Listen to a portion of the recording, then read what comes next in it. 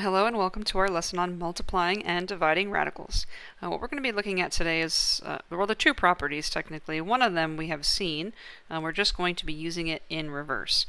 If you recall, we said we could look at something like the square root of 100 as the square root of, let's say, 25 times 4. And then we could even split up the 25 and the 4 into two separate radicals. So the square root of 100 is the same thing as 25 times 4, or the square root of 25 times 4 underneath the radical. All one radical can be separated into two radicals because in any case we end up with the same answer, right? 5 times 2 is still going to be equal to 10. So we're going to be looking at this process, and now it doesn't have to be perfect squares. Remember, if we had something like 50, we could say that that's the same thing as 25 times 2, and then we could split up the 25 and the 2. So it's the same property we're looking at today, just in reverse.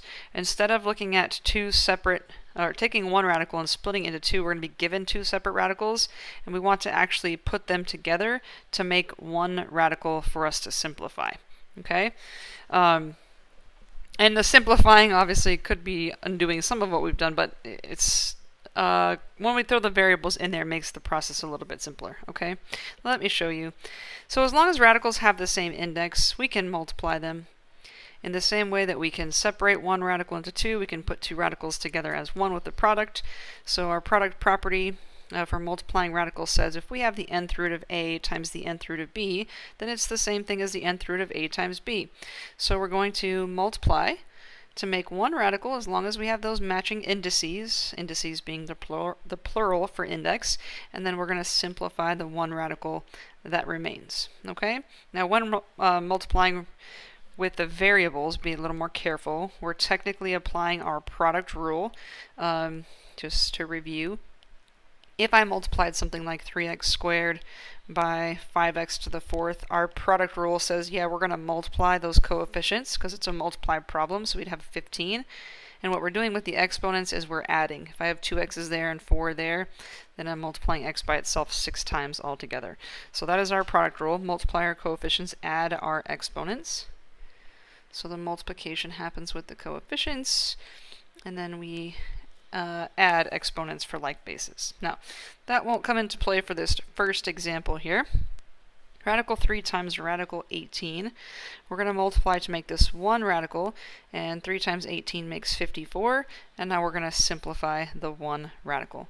So 54 is 2 times 27, 27 is 3 times 9, and then 9 becomes 3 times 3. Since it's a square root, we'd be looking for pairs, and we have one, so that 3 can come out, and then left over in the radical, the 2 times the 3 is going to give us a 6. Okay? And then the same thing here, we have coefficients other than 1, that's okay. So our coefficients are going to be multiplied. The 2 times the 4 is going to make a coefficient of, I can multiply, I swear. 2 times the 4 is going to make a coefficient of 8. And then inside the radical, we can multiply the 2 times the 5 to make a new radicand of 40. And now we have one radical to simplify. So if we break this down, 40 is 2 times 20. 20 becomes 2 times 10, and then 10 becomes 2 times 5. So we're going to be able to take out a 2. Now the 2 is going to be multiplied by the 8 that's already out there, so our new coefficient is a 16. And then left over in the radical, we have the 2 times the 5, which is 10. So 16 radical 10 is going to be our simplified solution. Alright, now we're going to apply our product rule because we've got some variables in here. Same process where we want to multiply to make one radical. So we're going to multiply to make this one square root of 6 times 2 is 12, and then x to the 2 plus the 1 is 3, and y to the 3 plus the 4 is going to make 7, and now we're going to simplify this one radical. So 12 is 2 times 6, which is 2 times 3, so we know a 2 is going to come out. If I have 3 x's, one of those will come out. And if I have 7 y's, 1, 2, 3, 4, 5, 6, 7, then 3 of those will come out as well. So we're going to end up with a 2, an x, a y cubed on the outside, and then left over in the square root, we've got a 3, an x, and a y. And that would be our simplified form. Okay? It's not so bad. Doesn't really feel like anything new, just one extra step of multiplying before we simplify. So if you're feeling good about this, this would be a good time for you to pause the video and try the next one. Alright, so we're going to multiply to make this 1 cube root of 9 times 3 is going to make 27. And then x to the 1 there and 2 there is 3. And then y to the 4 there and 2 there is going to be 6. Now in terms of simplifying, I mean, you can break this down all you want. And actually here, let me just show you. I wouldn't do this. 27 is 3 times 9. And 9 is 3 times 3, so there's a group there, nothing left over. We've got 3 x's, there's a group there, nothing left over. And we have 6 y's, so 2 groups there, nothing left over. So the reason I would not have broken this down is because I recognize this is a perfect cube, and I'm hoping you do as well. The cube root of 27, you should know that that's going to be 3. So the cube root of 27 is going to be 3. And then remember, we can divide our exponents. So in here by our index, so 3 divided by 3 is going to give us x to the first. And then 6 divided by 3 is going to give us y to the second. So that can be done without breaking that down, hopefully. If you wanted to break it down, you're still going to get the same answer. It's just not really necessary there, hopefully. Okay? Now, if we want to divide radicals, we're using a similar property, okay? If I have the nth root of a divided by the nth root of b, I can put that together under one radical in the same way I could separate it out, okay? Let me show you some with an actual example, all right? If, for example, I had the square root of, I don't know, let's say 100 over 16. Well, that would be, the square root of 100 is 10, and the square root of 16 is 4, so that would be 10/4 or 5/2 when we reduce. If I separated that out to a square root of 100 over a square root of 16, have I changed anything? Nope. Still a 10 on the top of the fraction, still a 4 on the bottom, and still 5/2 when we reduce. So we can work in either direction. If I have one radical, I can separate it out to 2, or if I have 2 radicals, I can divide to make 1. Okay? And in this case, sorry, that's exactly what we're going to be doing. As long as our radicals have the same index, so square roots, cube roots, they got to match, we can divide them in the same way we multiply. So we're going to divide to try to make one radical, and then we're going to simplify the one radical. Okay, really the same thing. But when we're dividing with our variables, we're using our quotient rule. That's the opposite of multiply and add.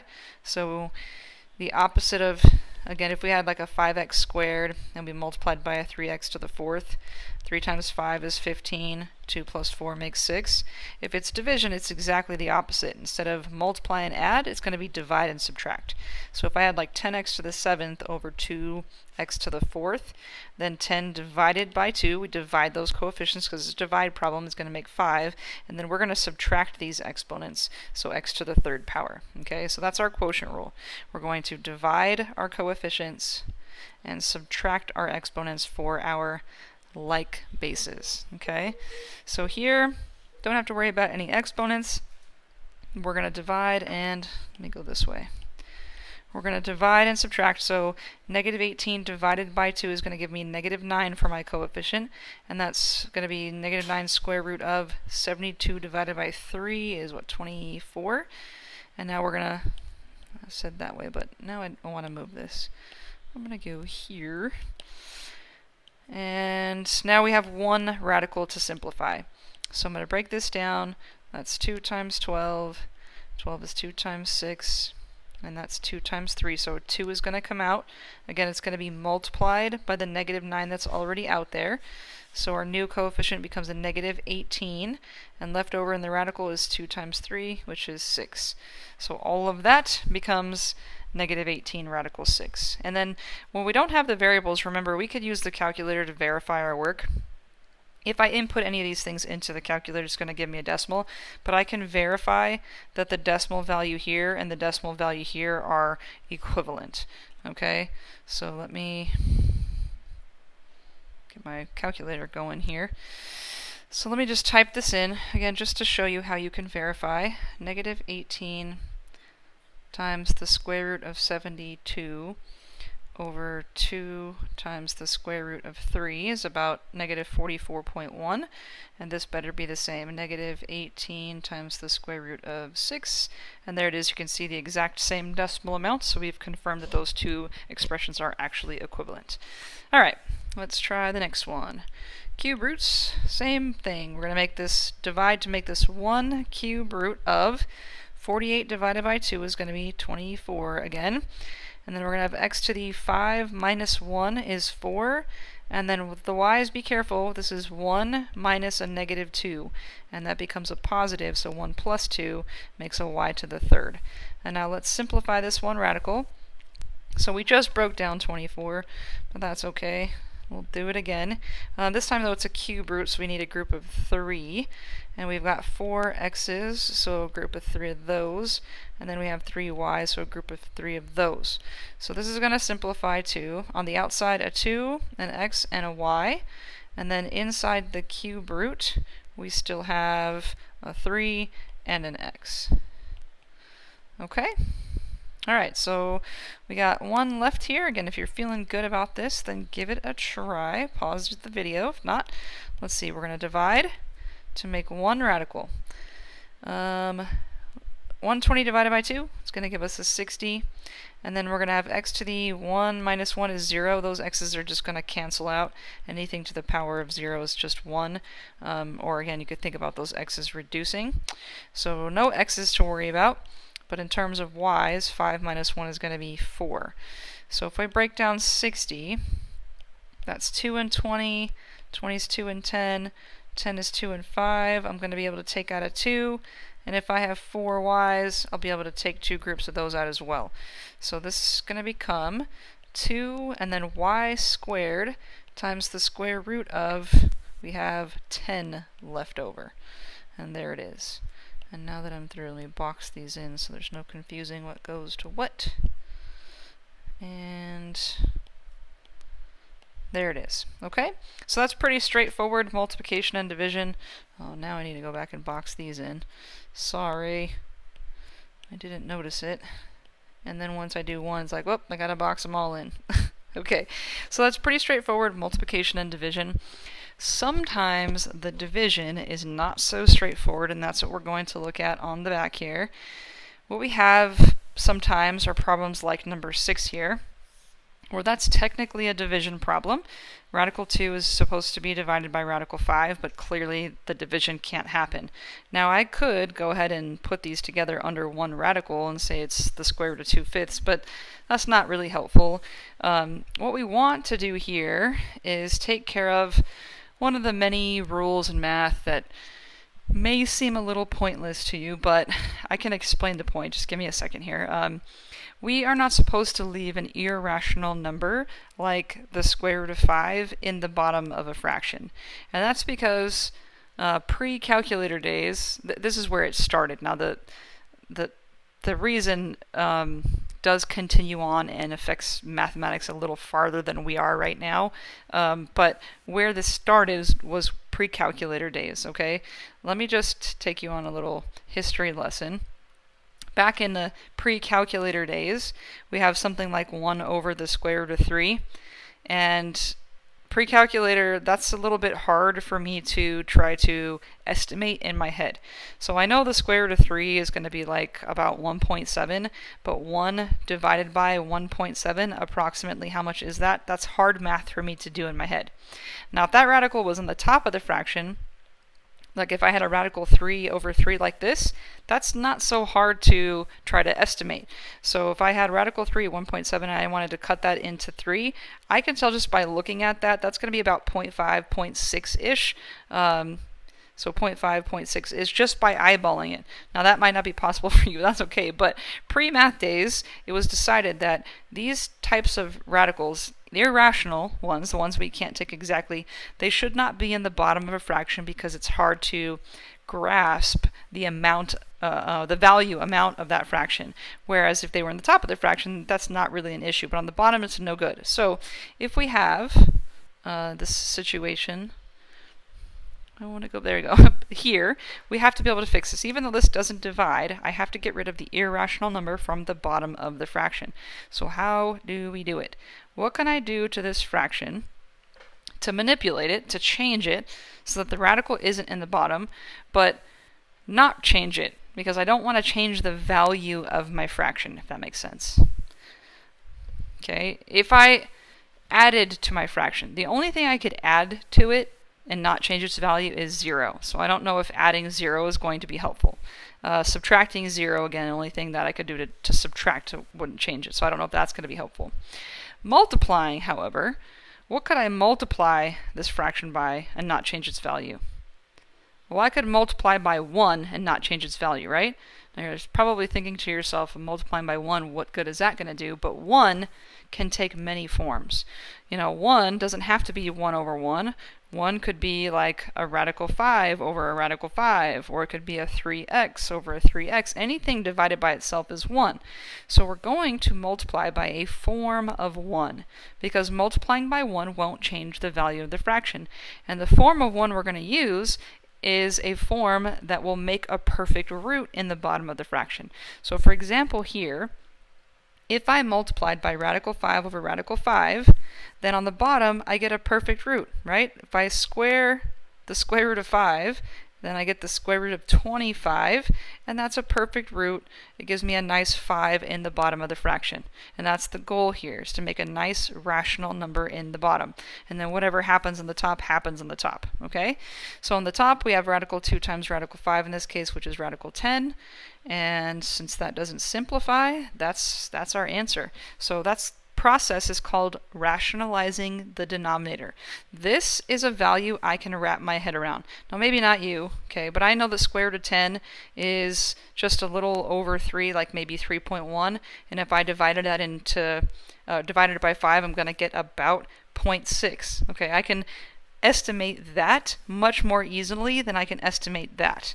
Okay, so that's the purpose for the creation of this process, but again, it does become helpful in later math classes, just a little farther than where we are. Okay, so again, this process is called rationalizing the denominator. When the denominator of a fraction contains a radical that cannot divide into the numerator, we rationalize.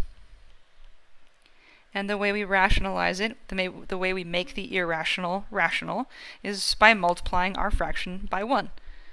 Because if I multiply by 1, I don't change the value of the fraction. But specifically, we're going to multiply the numerator and denominator, top and bottom, just a little easier to write, okay, numerator and denominator, by a radical that's going to make a perfect root. And it's making a perfect root in the bottom, in the denominator. Okay, that's where we're concerned. In the denominator. Okay, once we simplify, we should have a rational number in our denominator, and that is the goal. Okay, so we multiplied by radical 5, 7. What could we multiply here? Now, 3 and 18 don't divide, but they do reduce, right? If I made this 1 radical 3 and 18, I could reduce that to 1 and 6. So if you want to reduce, you can. So I could go ahead and reduce this. Use a lighter color here. I could go ahead and reduce this to 1 and 6, but that still doesn't help me. I have a square root of 1 on the top, which is just a 1, and then I have a square root of 6 on the bottom. So, I mean, it's a little bit simpler, but it's still an irrational number in the bottom. So how do I fix this? What could I multiply by to get rid of this one? Well, I could use a square root of 6, because a square root of 6 squared is going to cancel that square root of 6, right? Square root of 6 over square root of 6 gives me on the bottom of the fraction a square root of 36. And what's the square root of 36? It's 6, a nice rational number. Now what happens in the top? 1 times radical 6, and again this was radical 1, but radical 1's just 1, right? On the top, 1 times radical 6 is radical 6, and that doesn't simplify, which means our new version of this fraction is radical 6 over 6. Okay? I guess let's continue boxing in answers here. Okay, how about number 8? We've got 2 over radical 12. Now be careful, this doesn't reduce the way the other one did, because 2 is on the outside of the radical, 12 is on the inside. Those two are not, I can't connect them the same way, okay? But I still have this issue of an irrational number in the bottom. And I know 12 simplifies, but because we might have to simplify in the end, let's just wait. So I need to multiply by something that's going to make a perfect root here. And I can absolutely use a radical 12 because the square root of 12 squared is going to make 144. But if I could use a smaller number, it's going to be less simplifying for me in the end. So a square root of 12 would be fine, but I'm thinking of a smaller number. If I used a radical 3, wouldn't that work as well? What is radical 3 times radical 12? Square root of 12 square root of 3 makes square root of 36. So that's still a perfect square. As long as what you multiply by makes a perfect root here, you're good. So if you wanted to use the 12, you could. It's just going to create more work for you to simplify in the end. So I'm going to use the smaller option, which is 3. On the top of the fraction, 2 times radical 3 is 2. Oh, sorry. Let me finish the bottom. I get 6 there. On the top, I get a 2 and a radical 3. Now, on the top and bottom, we actually have something that's reducible. The 2 and the 6 are both outside of the fraction, so I can reduce the 2 and the 6. And so my final answer becomes 1 radical 3 over 3. Okay? One for you to try. If you're feeling good about this process, give it a shot. Pause the video. Otherwise, what could we multiply by to make this work out here? Again, if you wanted to use a radical 8 would be totally fine because that would make a square root of 64 and we could take that, we get 8, right? But if there's a smaller number, it's going to be less work for you. And I'm going to show you both options. So I would use 2 because what's radical 8 times radical 2? It's radical 16, and the square root of 16 is a nice perfect 4. Okay, so I would use a radical 2. So on the top of the fraction, 3 times radical 2 is 3 radical 2, and that's not going to simplify. That's going to be my answer. Now again, if you wanted to use the 8, let me just show you how it creates extra work if we use a bigger number than necessary. If I was to multiply by radical 8 and radical 8, then on the top of the fraction I get 3 radical 8. On the bottom I get radical 64. So now on the top, or on the bottom, radical 64 is going to be 8. On the top, though, the square root of 8 simplifies. Since that's 2 and 4 is 2 and 2, I could take a 2 out. I got to multiply it by the 3, so I end up with a 6 radical 2. And now I can reduce again. 2 goes in here 3 times and in here 4 times, and then I finally get to my answer that I already had up above, which is 3 radical 2 over 4. So either way is going to get you the right answer, but when you can use a smaller radical, it's going to be to your advantage. It's going to create less for you to simplify down the road. Okay, so you have options, or but using the smaller radical when it's possible is going to make less work for you in terms of simplifying. Okay? So those are square roots. I think square roots are a little easier than the other options because we're a little more comfortable with squares than we are with, let's say, cubes. But I want to do the same thing here where I have to multiply the top and the bottom by something, in this case a cube root, that's going to make a perfect root. Okay? So perfect squares, again, we know those. We know 16 and 36 and 25. We know those. Perfect cubes, maybe not so much. Okay? So think about your perfect cubes. We got 1, or 1 cubed is 1, 2 cubed is 8, 3 cubed is 27, 4 cubed is 64, right? What I'm trying to do is get a product to be one of these numbers. And I can actually multiply 2 to make it 8, right? What could I multiply 2 by? I could multiply it by 4. The other way you could think about this is you need a group of 3. You need a group of 3 to make a perfect root. If you've got a single 2 in here right now, what you could do here is put 2 more 2's. If you put 2 more 2's, then you're going to have the cube root of a 2 and a 2 and a 2. And that's a whole group there, which would just be 2, if that makes sense. Okay? So the 2 times the 2 is going to be 4. And we want to do the same thing on the top of the fraction, so I'm going to multiply by a cube root of 4. And so on the bottom, we have the cube root of 8, and the cube root of 8 is 2. On the top, 1 times the cube root of 4 is 1 cube root of 4, and that's not going to simplify, so cube root of 4 over 2 is going to be our new version of our fraction. Now again, your calculator can help you verify your work. So if we want to verify, I'm saying that 1 over the cube root of 2, that decimal is equivalent to what I have here, which is the cube root of 4 over 2. And I can see, in fact, those decimal amounts are the same. So I can use my calculator to verify there, as long as there are no variables, which are going to pop in eventually here. But let's look at this guy. Okay.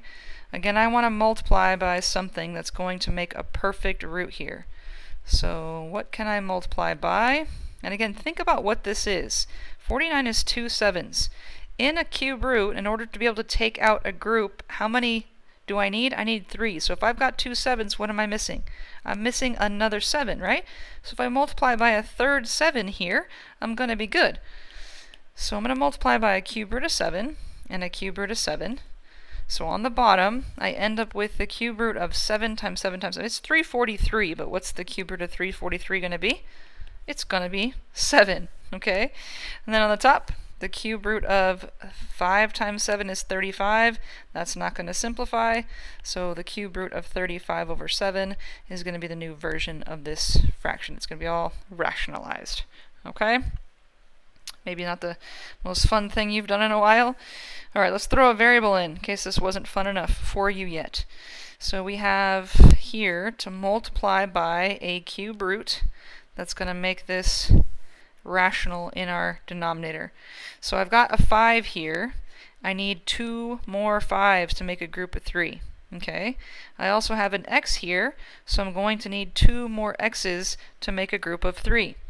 So that's going to give me, think about what we're doing here, that's going to give me a cube root of 5 times 5 times 5, which is 125, and then x to the 1, 2, 3, x to the third. That's a perfect root. That's going to be a perfect 5x. The cube root of 125 is 5. The cube root of x cubed is x. Okay, I just need to make sure I do the same thing on the top. Multiply by 25x squared. So 6 cube root of 25x squared. Not going to simplify because I know that's only 2 5s and 2 x's. So 6 cube root of 25x squared is our numerator. 5x is our denominator. And it's ugly, but there it is. Okay, I don't know that that's any prettier than the original version, but again, this is going to be helpful if you move on a little farther in math. All right, last one. Again, if you feel confident, you can do this. Give it a try. This time it's a square root. I think the square roots are a little easier. What could we multiply to make this perfect? Well, perfect 3 times 3 is going to make 9, and a perfect x times x is going to make an x squared. So let's multiply by radical 3x. That gives me a radical 9x squared on the bottom, but what's the square root of 9x squared? Again, it's a 3 and an x. And on the top, 4 times radical 3x is just 4 radical 3x, and that's nothing we can simplify, and so that is the new version of our fraction. Okay, so multiplying and dividing when we can, rationalizing the denominator if there's an irrational left there, and you'll have some practice problems to try all of this out, and if you struggle, just as always, I'm here to help, so just reach out. All right, guys, take care.